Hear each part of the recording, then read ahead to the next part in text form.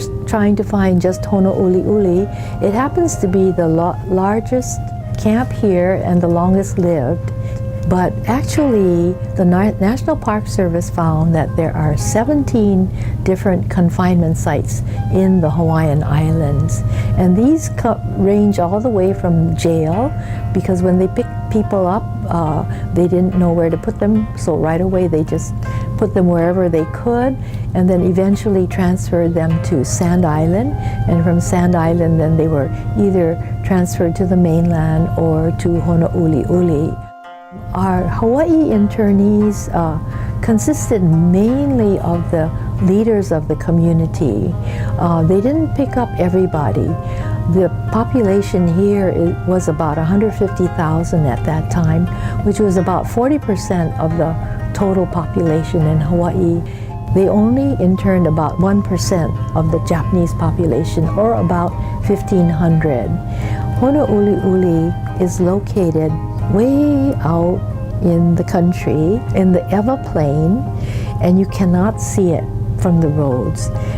You look toward the Waianae range of mountains and you think it's all just plain field, but actually somewhere before you hit the mountain there's a deep gulch, and that's where the Honouliuli internment camp was. When we take people out to tour, we always tell them to look at the view before we go down from the top.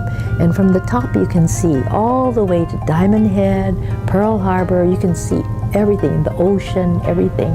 And then we start down into the gulch, and as soon as we start down the road, the sides of the mountain come up and you can't see anything.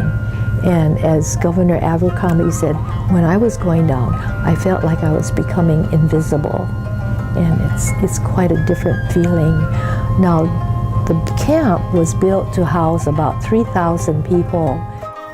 And so we've been trying to collect stories, and now mainly from the children of the internees. Whatever they can tell us, we're trying to document, because it's going to be gone before we know it. I am a Sansei. I'm third generation Japanese American. I was born and raised in California. I grew up hearing the stories of my grandparents who immigrated from Japan, from Hiroshima and Fukuoka, and hearing the stories about my father and my mother who were interned during World War II. My father was a college student, picked up, sent off to Rower, Arkansas, never had the chance to return to college because of his World War II internment. My grandparents were separated from their families during World War II because my grandfather was a Japanese businessman.